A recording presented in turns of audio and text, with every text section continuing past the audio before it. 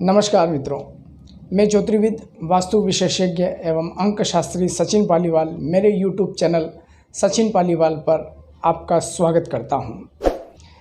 आज हम चर्चा करेंगे एक ऐसे विषय पर। बहुत से लोगों को हम सुनते हैं कि हमारे पास में पैसे टिकते नहीं, लक्ष्मी की स्थिरता नहीं रहती है, ऐसे क्या उपाय करें। बहुत मेहनत करते हैं, पैसा आता भी है लेकिन टिकता नहीं है। ये अमूमन बहुत से लोगों के मुंह से मैं सुनता हूँ।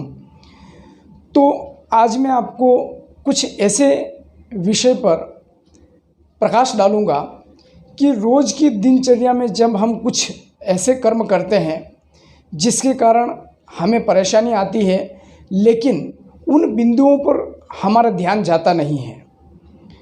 अमूमन जब भी हम हमारी दिनचर्या में कुछ ऐसे कार्य करते हैं जिससे उसका सकारात्मक प्रभाव भी पड़ता है और नकारात्मक प्रभाव भी पड़ता है। तो आइए कुछ ऐसे ही बिंदुओं पर हम प्रकाश डालते हैं। वीडियो प्रारंभ करूं उससे पहले आप सभी मित्रों से मेरा निवेदन है कि मेरे YouTube चैनल को आप लाइक कीजिए, सब्सक्राइब कीजिए एवं शेयर कीजिए। मेरे YouTube चैनल का नाम है सचिन पालीवाल, श्री कालचक्र। तो हम बात कर रहे थे कि लक्ष्मी की स्थिरता क्यों नहीं रहती है। तो आइए उन बिंदुओं पर हम प्रकाश डालते हैं। देखिए, जब हम पैसे गिनते हैं, या आपने या हमने बहुत बार देखा होगा कि किन्हीं लोगों की आदत होती है, जब वो पैसा गिनते हैं तब थूक लगा लगा कर उस पैसे को गिनते हैं। इससे क्या होता है? इससे माँ लक्ष्मी का अनादर होता है, क्योंकि माँ लक्ष्मी साक्षात भगवान विष्णु की भार्या हैं, पत्नी हैं। और आप यदि उस लक्ष्मी का अनादर करेंगे, अपना थूक लगा लगा कर उस पैसे को गिनेंगे, तो एक कारण वह बनता है जिसके कारण उस घर में स्थिरता नहीं रहती है लक्ष्मी की। दूसरा कारण जब हम देखते हैं तो हम पैसे लाते हैं कमाकर, उनको कहीं पर भी रख देते हैं, उनका कोई उचित स्थान होता नहीं है। बहुत लोगों का जब मैं प्रश्न करता हूँ कि आपके पैसे रखने की कोई उचित स्थान है क्या, तो कोई बोलते नहीं हमारे वॉलेट में रहते हैं, कोई बोलता है हमारे बैग में रहते हैं, कोई बोलते नहीं हम तो पैसा रखते भी नहीं हैं।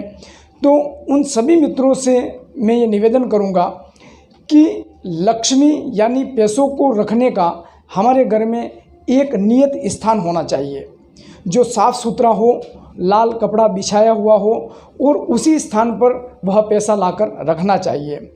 ये एक वास्तु शास्त्र के अनुसार एक दिशा होती है, उस दिशा को हम नैऋत्य कोण कहते हैं।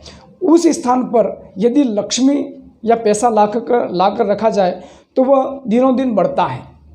तो इस चीज़ का आप विशेष ध्यान दें कि जब भी आप पैसा कमाकर बाहर से लेके आएँ, तब उन पैसों को अपने एक उचित स्थान पर रखें। नियत स्थान पर ही वो रोज़ पैसा रखना चाहिए, कहीं अस्त व्यस्त नहीं रखना चाहिए। तीसरा पॉइंट अगर मैं आपको बताऊं, तो जब हम आपस में लेन देन करते हैं पैसों का, तो एक चीज़ बहुत बार हम ध्यान नहीं दे पाते हैं, या कभी हमारी बहुत ज़्यादा हम व्यस्त होते हैं या दौड़ भाग में होते हैं, फटाफट पैसे गिन के फेंक कर देते हैं किसी को। तो वो कर्म भी ऐसा नहीं करना चाहिए। आराम से पैसों को गिनकर फिर किसी को भी देना है तो उसको ससम्मान देना चाहिए, किसी से लेना है तो भी उससे ससम्मान पैसा लेना चाहिए। कभी भी पैसों को फेंक कर उसका अनादर नहीं करना चाहिए। फिर एक चौथा पॉइंट है जिसमें कभी आपने देखा होगा कि पैसा हमारे हाथ से गिर जाता है, तो हम क्या करते हैं, वो पैसा लेके उठाकर वापस अपनी जेब में रख देते हैं। लेकिन क्या करना चाहिए, जब पैसा अगर ज़मीन पर गिर जाता है तो उस पैसे को लेकर मस्तक पर लगाना चाहिए, उनका आदर करते हुए फिर हमारे पॉकेट में या फिर हमारी जेब में या नियत स्थान पर रखना चाहिए। क्योंकि स्वाभाविक रूप से आप और हम सभी एक चीज़ पर तो विशेष ध्यान हम देते ही हैं कि जहाँ पर जिस व्यक्ति का सम्मान होता है वहाँ पर वह प्रसन्न रहता है। उसी प्रकार से जब लक्ष्मी को हम प्रसन्न चित्त मुद्रा में देखना चाहते हैं तो उनका हमें पूर्ण रूप से सम्मान भी करना ही चाहिए। तो कुछ ऐसे बिंदु हैं, इन बिंदुओं को आप विशेष ध्यान देकर अपनी लक्ष्मी को स्थिर कर सकते हैं। माँ लक्ष्मी की आराधना करके उनको ससम्मान उनके उचित स्थान पर रखकर हम अपनी लक्ष्मी को स्थिर कर सकते हैं। एक चीज़ और भी ध्यान दें कि दरिद्रता कभी भी मनुष्य के लिए वरदान नहीं हो सकती। वह हमेशा दरिद्रता मनुष्य के लिए एक अभिशाप लेकर आती है। तो दरिद्र व्यक्ति हम किसे कहते हैं? जिसके पास में पैसा नहीं होता है। तो पैसा होना और उस पैसे का सम्मान करना, ये उस दरिद्रता को मिटाता है। बहुत बार लोगों के पास में बहुत से लाखों करोड़ों रुपए आ जाते हैं लेकिन टिकते नहीं हैं।